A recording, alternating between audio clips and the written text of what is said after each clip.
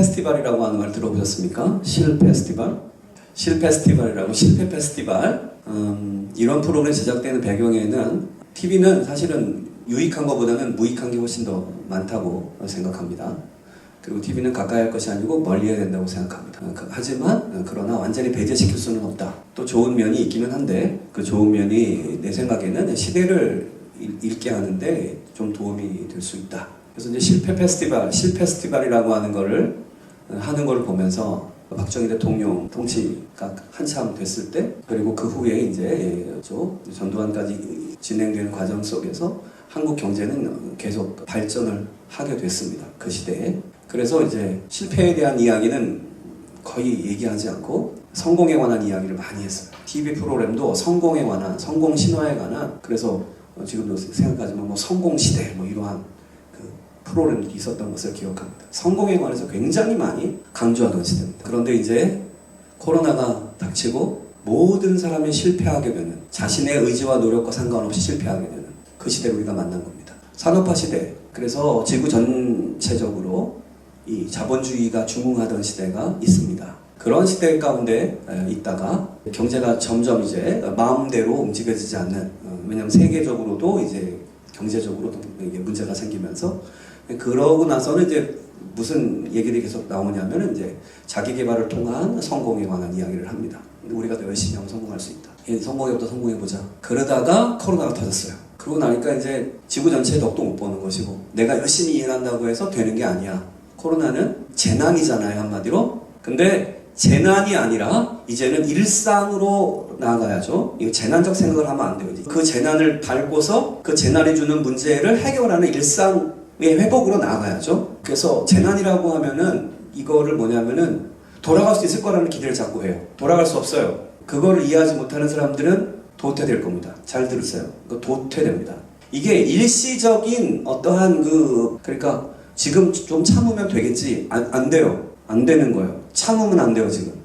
쓰나미든지 뭐 산불이든지 그런 재난이 아니라 코로나는 삶을 바꾸는 재난이에요.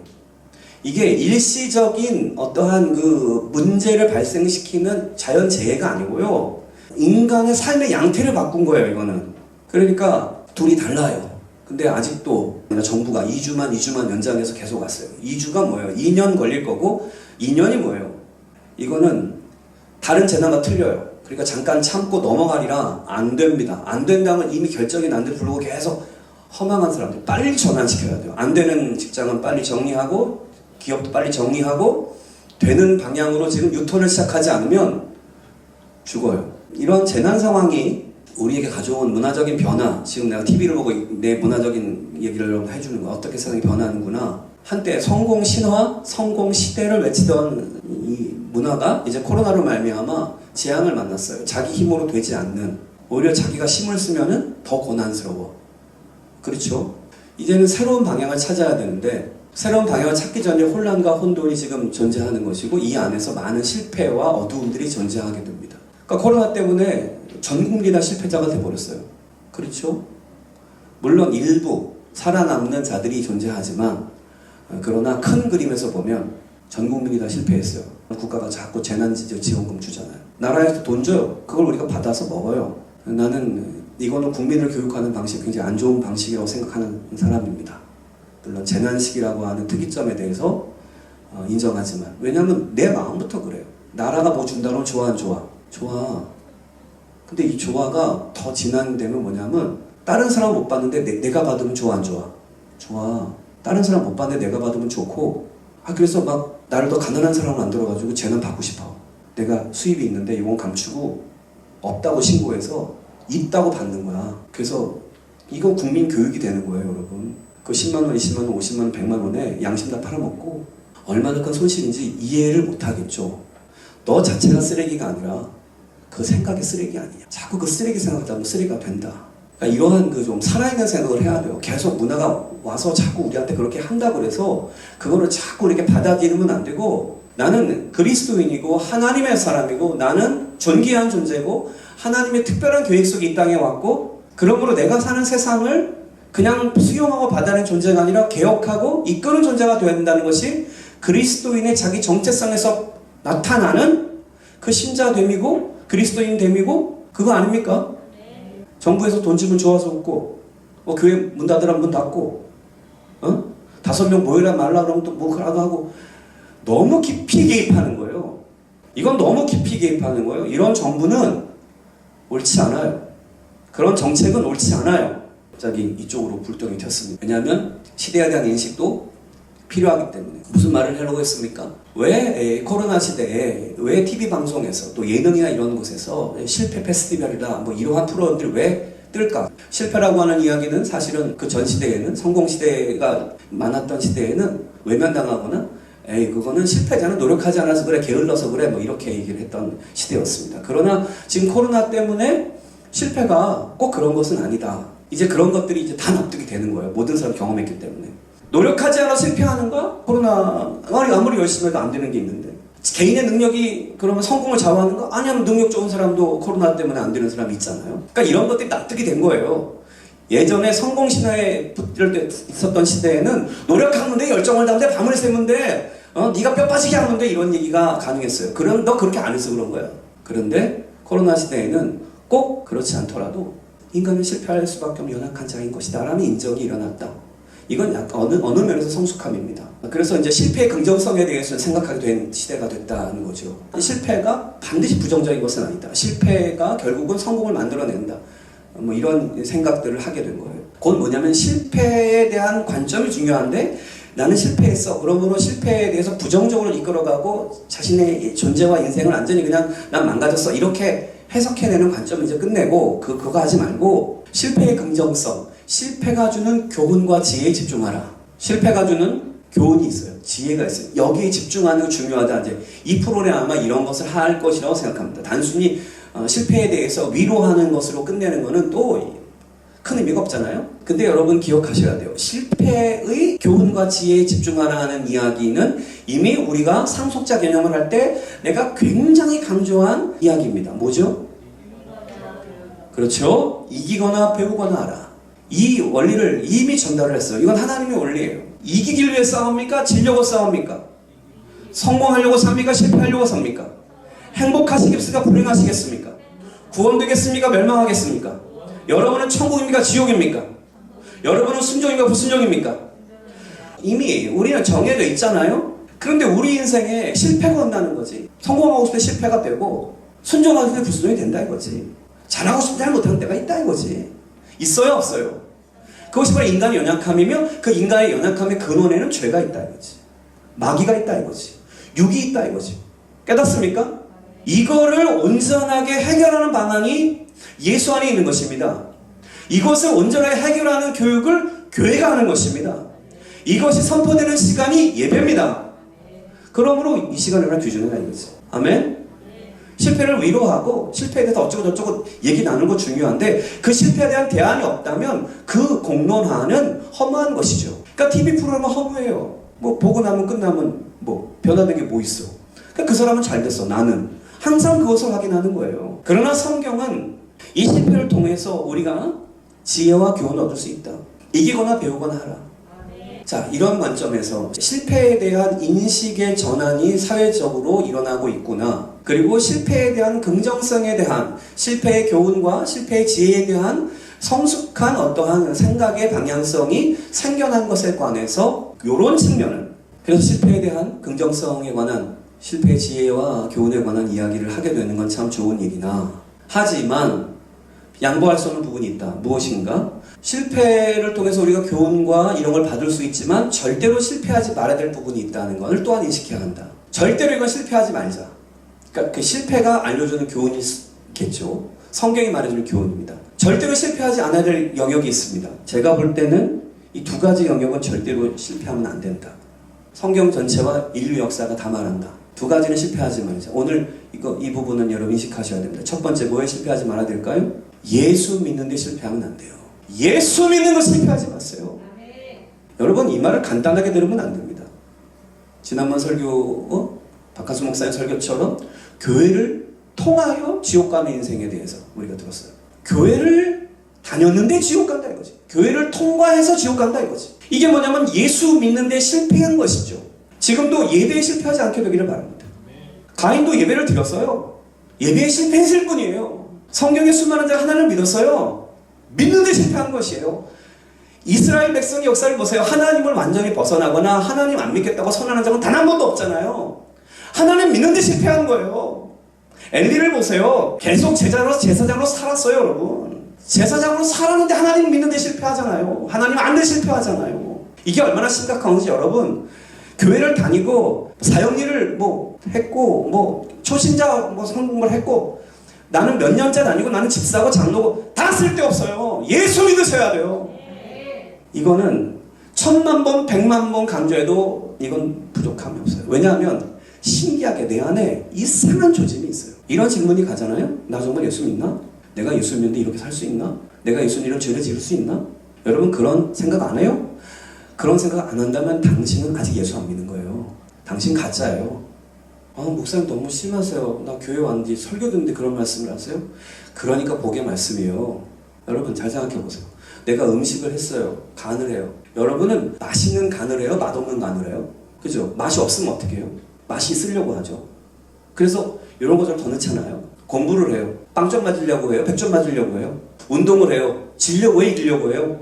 왜 다 그렇게 하면서 왜 예수님을 제대로 믿는 것에 대한 관심이 없고 그것에 집중하지 못합니까?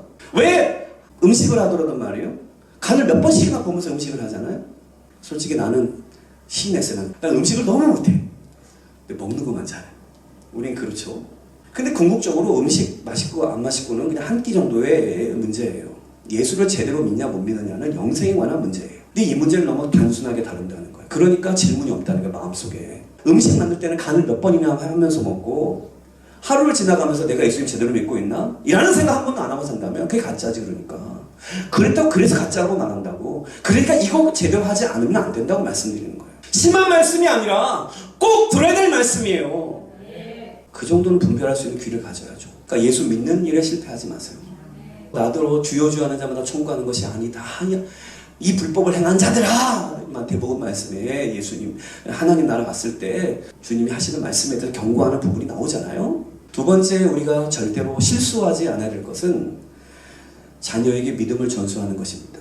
이것은 실수하면 안 돼요. 예수 믿는 일과 하나님을 섬기는 일과 내 자녀를 믿음의 사람으로 삼는, 믿음을 전수하는 일, 이게 얼마나 중요한가에 대해서 알려주기 위해서 우리에게 정확하게 보여주는 샘플, 두 샘플이 있다. 두 모델이 있다. 어느 가정과 어느 가정? 엘리 가정과 한나의 가정인 것입니다.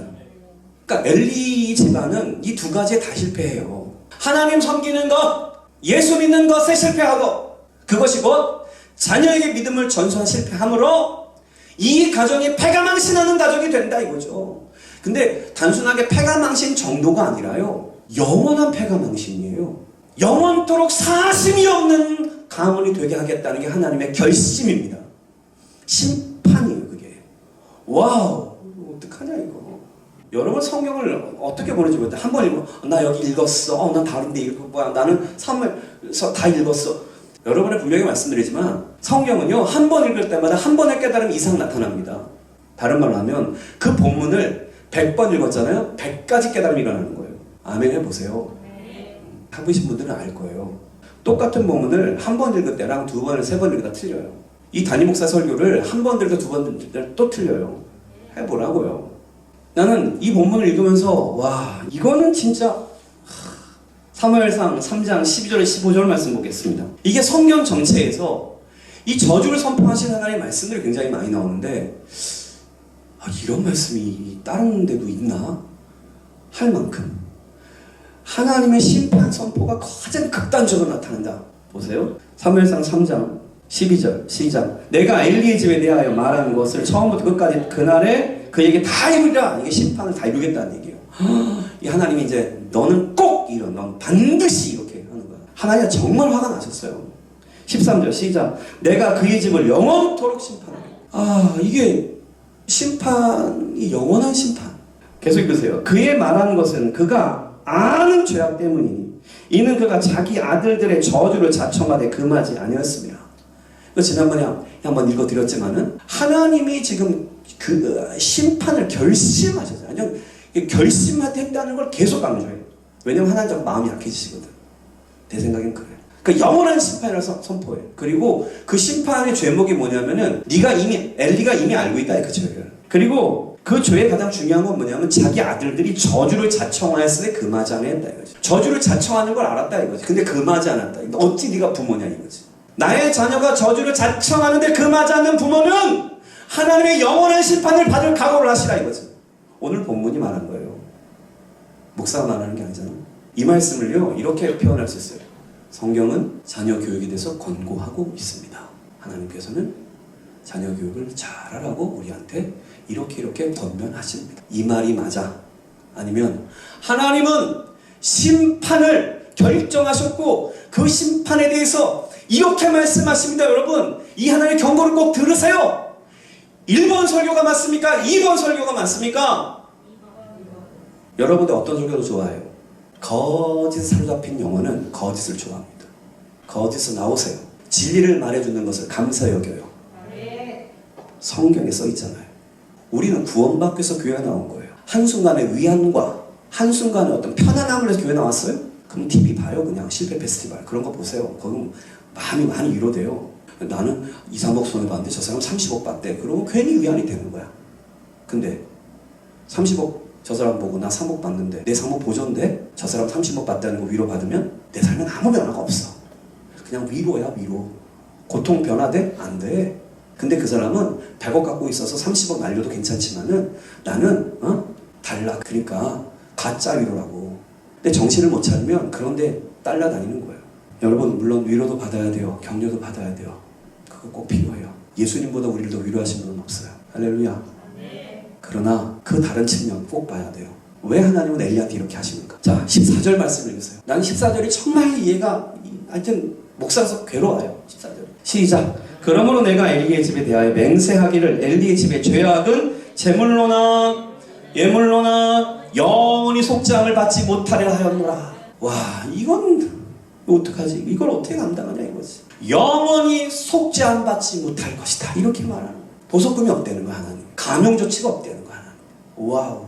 그러니까 우리는 예수 십자가의 그 속죄에 관한 그 진리가 신약에서는 강력하기 때문에 이 구약의 이 엘리에 대한 조치에 대해서 이게 뭐지?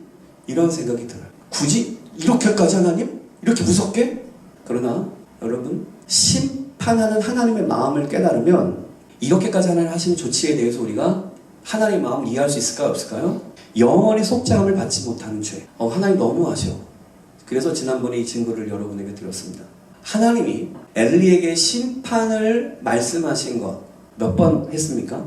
나는 진짜 이 한나의 그 놀라운 신앙도 정말 미스테리예요. 와 어떻게 이렇게 그 여자가 신학 공부도 한 것도 아니고 그때 막 성경이 있어가지고 막 성경을 읽으면서 막 깨닫는 것도 아니고 막 옆에서 공동체가 막 기도해주고 중보해주고 막 하나님을 알아보라고 막 하는 것도 없고 그 부패한 세상 가운데 다 각자 자기의 소견대로 자기가 왕 돼서 사는 그 세상 가운데 아무도 엘가나도 내 마음 몰라주고 불이 나는 맨날 와서 불이나 지르고 그렇게 외롭고 힘든 그런 상황에서 어떻게 하나님을 이렇게 정확하게 깨닫는가. 한나는 수잔나 웨슬레 여러분 18세기 얘기인데 여자 인권도 없고 아무것도 애 낳는 기계라고 여자가 그러한 시대에 수잔나 웨슬레가 자녀 교육을 위해서 이 정도의 그 헌신과 그 킥박사한 종교 교육자들보다도 훨씬 더 잘하잖아요. 지금 대학 나온 여자들보다 자녀 교육에 대해서만큼은 이분이 박사학위 이사인 것 같지 않습니까? 난 그렇게 느끼는데 여러분 어떻습니까? 그러니까 이 사사기 마렵의 이 어두움의 시대의 한나 그리고 여자에 대한 생각이 없었던 그 시기에 이 수잔나 웨슬레 정말 빛이죠. 빛 같은 사람들. 이 사람들이 어떻게 해서 이렇게 했는지 정말 미스터리야. 어떻게 이렇게 할 수 있었을까? 지금은 이렇게 대놓고 얘기를 해준데도 불구하고 가는 데마다 상담받았어요. TV만 틀면은 오은영 박사 나와가지고 맨날 얘기해주고 말이에요. 유튜브 들어가면 막 넘쳐나는 게 양육에 관한 이야기예요, 여러분. 그렇잖아요. 그런데도 자녀하기 어렵다고 전전긍긍하고 있어요, 지금. 왜 그럴까? 근데 더 미스터리는 뭐냐면 엘리예요. 한나보다 엘리가 더 미스테리. 하나님이 엘리한테 말했어요, 안 했어요? 직접적으로도 말씀하셨고 간접적으로 계속 말씀하셨어요. 그랬죠? 적어도 엘리는 하나님의 음성을 들어봤던 경험이 그렇죠? 사무엘한테 알려주는 거 보면 그거 하나님이 너한테 말하는 거다. 엘리는 영적인 감각을 가졌던 사람이에요. 그런 경험이 있었던 거예요. 그러니까 젊었을 때 그런 게 있었을 거라 생각해. 이게 자식을 낳으면서 이제 대제사장 되면서 이제 권력에 또 뭐 이렇게 편안함에 이제 막 자식 키우면서 잡혀 먹혔을 거예요. 그렇게 예상이 될 수 돼요. 성공하고 잘나고 하는 순간 더 기득권이 되면서 더 자기 파괴를 하지 않으면 인간은 안 돼요. 인간은 결국 타락합니다. 결론이 타락이에요. 물론 이 성경적으로 바울을 닮아서 우리가 육체가 후패할수록 내 영은 더 밝다, 더 강건해진다 라고 하는 성화의 이 삶을 살아간다면 모르겠지만 분명히 하나님은 엘리야한테 직접적으로 그의 젊었을 때 분명히 찾아왔을 것이고, 그리고 우리가 성경을 보지만 하나님의 사람이 찾아 직접 말을 했고, 그리고 더 경악스러운 것은 사무엘에게 하나님 나타나서 말씀을 주셨어요. 그 정도로 했으면은 정신 차려야 돼, 안 차려야 돼? 차려야 되는데 엘리가 정신 안 차리거든요. 안 차려요. 난 그게 미스테리인 거예요. 하나님 말씀을 전혀 못 들었다? 그러면 그럴 수 있죠. 예수 안 믿었다? 지옥 가죠. 어떡하겠어요. 예수 믿었어요. 그리고 훈련도 받아요. 몇 시간 훈련을 받아요. 몇 시간 지정을 따게요. 그런데도 그걸 해요. 게다가 제사장이에요.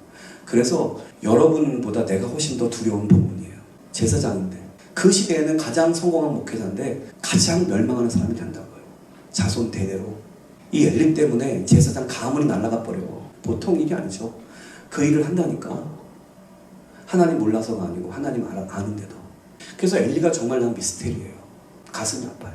자, 지금 이런 말씀을 계속 드린 이유는 무엇입니까? 우리가 절대로 실패하면 안 되는 일이 있는데 그거는 하나님을 섬기는 것, 예수님을 제대로 믿는 것과 내 자녀에게 믿음을 전수하는 것, 내 자녀를 언약 자녀 되게 하는 것이다. 언약의 상속자가 되게 하는 것이다. 내 물질에 상속하는 것에 관점을 두는 것이 아니라 하나님 나라를 상속하는 일에 성공해야 한다. 여기에 여러분 모두가 초점을 두시고 인생을 살아보시게 되기를 축복합니다. 그러니까 내 자녀한테 돈 못 물려준 것 가지고 한탄하지 말고 영원한 하나님 나라를 선사했는가? 하나님의 비전과 사명을 그 아이에게 전수했는가? 그거를 했으면 당신은 한나요. 수잔나 웨슬레야. 당신은 박수 받을 만한 사람인 것입니다. 그런데 돈만 물려줬어. 껍데기만 번지르 해. 그래서 세상 유혹이나 따라다니고. 그러니까 당신은 수잔나 웨슬레가 말하는 대로 당신은 장난 부모다. 엘리의 가정을 하나님이 이렇게 영원토록 심판하시고 속죄가 없는 심판을 하겠다고 말하시는 이것에 대해서 우리가 경각심을 좀 가져야 한다. 성경이 이렇게까지 말씀하신 이유가 있지 않겠는가? 깨달으십니까? 하나님이 권고하십니다. 권고, 충고? 이게 충고 수준이냐고. 그러니까 말씀을 그렇게 전하들은 된다 안 된다? 하나님 지금 권고, 충고하는 거야? 영원한 심판, 속죄가 없는 심판을 이게 같은 얘기가 될 수 있다 없다? 그러면 심부름꾼이 너 가서 이 얘기 전하라 그랬는데 왕이 영원한 심판을 하신대요. 왕이 엘리 집안처럼 당신 하신대요 라고 전하는 게 맞아? 왕께서 권고하시고 조언하십니다. 이게 맞아. 설교를 잘 들으시라고요. 제발. 어떻게 말하기 진짜인지를. 그래서 우리는 한나의 자녀 교육, 이게 얼마나 중요한가를 또 이제 깨닫는 거죠. 엘리의 자녀 교육은 자녀를 영원히 멸망시키는 교육이었어요. 그쵸? 엘리가 그것을 의도했든지 안 의도했든지 저주를 자청하는데도 보고 자기가 아는데 저주를 자청했다 그랬잖아. 그러니까 엘리가 안다니까. 엘리가 이 본문에 그대로 응하는 말을 합니다. 무슨 말을 합니까? 증거를 대볼까요? 엘리는 자기 자녀가 저주를 받을 것을 알았다 몰랐다? 하나님은 알았다 그래요. 그러면 엘리가 알았음을 어떻게 해? 22절 말씀. 엘리가 매우 늙었더니 그의 아들들이 온 이스라엘에게 행한 모든 일과 회막문에서 수종된 여인들과 동침함을 듣고. 여러분 여기서 이 회막문에 동침한다 뭐 이런 얘기를 하는 거는 사실 성경이 이런 걸 쓰고 싶었겠어요. 근데 이게 이제 그냥 마음속의 죄가 아니고 이게 확실히 등장하는 거예요. 이게 동침을 어디 그냥 으슥한 데 가서 남 모르는 데 가서 뭐 그런 게 아니라 여러분 그 성막 봤어요? 거기가 뭐 이렇게 다 뚫려 있어. 이렇게 뭐 이렇게 비밀 보장이 잘한데 알아요? 텐트야 텐트. 여기 보면은 들이라고 돼 있어. 들. 수종 드는 여자 들과야 들과. 한 사람이 아니야. 그러니까 어디 가서 몰래 이게 아니라니까. 자식 직무실에서 몰래 이런 게 아니야. 그래서 이거를 다 알아. 이게 굉장히 심각한 얘기를 하자는 거예요 지금 하나님. 이거 다 공개된 죄라는 거지. 그러니까 이게 저주를 받아 안 받아? 받잖아. 이거 저주를 받는 거라니까. 더 읽어봐요. 그들에게 이르되 너희가 어찌하여 이런 일을 하느냐. 내가 너희의 악행을 뭐라 그랬어요? 모든 백성에게서 듣노라. 그러니까 지금 홈리와 비니아스의 죄는 이게 은폐되어서 일부만 아는 죄가 아니고요. 여러분 뭐야? 모든 백성이 아는 죄라고요. 아시겠죠? 그래서 모든 백성의 상소가 올라오는 거야. 고발이 올라온 거라고. 그래서 24절에 내 아들아 그리하지 말라. 주께서 권고하시느니라 이렇게 가는 거지. 그리하지 말아라. 이런 논조가 이제 하나님이 이제 마음에 안 드시는 거죠. 내게 들리는 소문이 좋지 않다. 이 소문이야 소문. 그럼 이게 소문인지 아닌지 진실 규명을 해야 돼요 안 해야 돼요? 해야 되잖아요. 지금 LHA 파문이 일어났습니다 여러분. 공무원들이 땅 투기했어요 여러분. 그러니까 돼요 안 돼요? 그 소문이 좋지 않다고 대통령이 말하면 그 대통령 어떻게 하겠습니까? 그러니까 그 장관도 잘리고 그러는 거잖아요. 그 다음 얘기가 심상치 않아요? 너희가 여호와의 백성으로 범죄하게 하는도다. 25절에 사람이 사람에게 범죄하면 하나님의 심판하시려니와. 이 부분이죠. 사람이 사람에게 범죄하면 하나님의 심판하시려니와. 만일 사람이 여호와께 범죄하면 누가 그를 위하여 간구하겠느냐. 이 말이 굉장히 또 심상치 않은 거야. 그러니까 엘리가 이게 하나님을 향한 죄라는 걸 알아야 몰라요. 알고 있는 거예요. 그러면 회망문안에서 벌건 대낮에 그 텐트 안에서 사람들이 왔다 갔다 하는데 뭐 이런 일이 있었든지 어쨌든지 모르겠어. 어쨌든 그러한 뭐가 있었고 그게 백성 전체가 다 알아서 상소를 했고 그뿐 아니라 계속적으로 지금 올라오는 죄가 있었어요. 여호와의 제사를 멸시하는 죄에 대해서 계속 또 말이 됐었고 그리고 이제 엘리는 이것이 하나님을 향한 죄라는 것에 대해서 알고 있었어요. 그래서 소문이 좋지 않다 그런 거야. 이거 소문이 좋지 않다 말을 하면 안 되는데 그렇죠? 이게 하나님이 정말 안 된다. 넌 나랑 같이 너 살래 죽을래 해야 되는 건데 여기서 요딴 식으로 한다니까. 이게 이제 하나님이 싫어하신다. 너 여기서 왜 이렇게 했냐 이거지. 왜? 그 다음에 나오잖아요. 너가 너희 자녀를 나보다 더 중하게 여겼다. 이 말씀을 하시. 너는 네 자녀를 나보다 더 중하게 여겼기 때문이다. 그러니까 네가 제사법을 어기지 않는 네 제사장들을 네 자녀들을 바로잡지 않았으며 이렇게 죄악이 다 공개돼서 드러났는데 불구하고 그 공개된 죄악에 대해서 너가 제대로 벌 주거나 고쳐내지 않았다 이거지. 이거 파면감이죠. 이거 무슨 제사장이 이렇게 합니까? 근데 왜 파면 안 시켜요? 하나님보다 그 자녀를 더 사랑하기 때문에.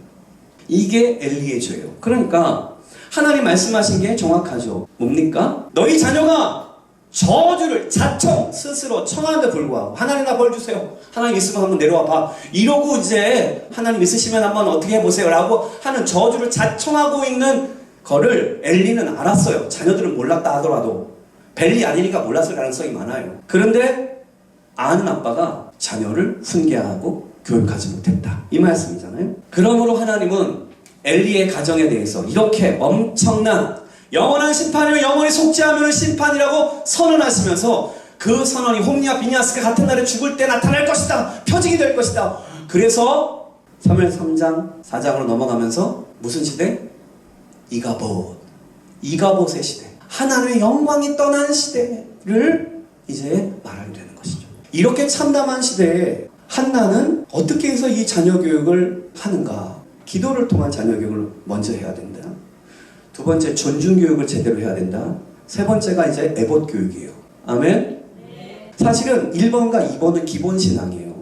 무엇입니까? 기도하는 삶이 기본적으로 붙어있기 때문에 기도하는 거예요. 이거는 기도는 기도 자체에 대한 그 위대함과 거룩성을 깨닫고 하는 거죠. 자녀를 위해서 기도하는 건 종교적 기도가 될 가능성이 많습니다. 왜냐하면 자기가 원하는 기도가 이루어지잖아요. 무슨 말입니까? 우리 자녀 잘 되게 해주세요. 이번에 100점 맞게 해주세요. 그 100점 맞잖아요. 할렐루야 하나님 감사해요. 그걸 땡. 그 기도 안 한다. 왜? 목적 완수. 내 자녀 100점 맞는 거. 그러니까 종교적 기도는 항상 어떠한 인간의 필요와 욕망을 담고서 그거를 목적으로 해요. 신앙적인 기도는 하나님 자체를 바라보는 것이죠. 하나님과 대화하고 내가 기도하자고 어떻게 하나님을 사람 아니지. 너무나 하나님 나 사랑해요. 나는 하나님 나 연약해요. 기도 없으면 나 못 살아요. 그리고 내가 서운했잖아요. 그렇게 살기로. 나 서운을 감당하기 원합니다 주님. 이러고 기도하는 거지. 나는 그러한 복을 원하는 기도를 나쁘다고 보는 사람이 아닙니다. 난 여러분 복 받기를 원해요. 하나님도 마찬가지예요. 그런데 본질을 정확히 하라고요. 하나님을 초점을 두라고요. 하나님 마음에 초점을 두라고요. 하나님 언약에 초점을 두시라고요. 그러면 왜 가난해져요 도대체? 왜 빚지고 살아요 도대체? 왜 삶이 어려워요 도대체? 어려움이 오면 그게 찬스가 될 거예요. 뭐? 하나님 나타나실 거니까. 그러므로 나는 어려움이 오면 더 기뻐야 되는 거예요. 왜? 주님 나타나시니까. 내가 하나님 경험하는, 기적을 경험하는 놀라운 일이 발생할 거거든요. 그러니까 항상 당당한 거예요 우리는. 할렐루야! 하나님 말씀대로 하면 잘 돼요. 잘 안 됐어요. 그러면 기대해요. 기적이 일어날 것을. 역전할 기대하시라고요. 그게 한나예요 여러분. 우리가 한나 얘기를 할 때 한나가 너무 이쁘고 귀부인이고 너무 잘나고 똑똑하고 그랬는데 사무엘을 낳아서 바쳤다. 은혜가 되냐고. 아니잖아. 한나가 이게 이쁘고 다 잘했는데 분인나가 맨날 괴롭히고 막 그런데 맨날 고통을 맨날 며칠을 울고 몇 년을 울고 그러다가 하나님의 뜻을 깨달아서 하나님 말씀을 깨달아서 하나님 내가 죽게 바치겠나이다. 하나님 마음도 나처럼 자식이 없으세요. 하나님 마음대로 쓸 수 있는 자식을 제가 한번 낳아드릴게요. 나한테 한번 줘보세요. 내가 그 자식을 키워볼게요. 그래서 드린 자녀가 사무엘이 되었다. 얼마나 할렐루야입니까?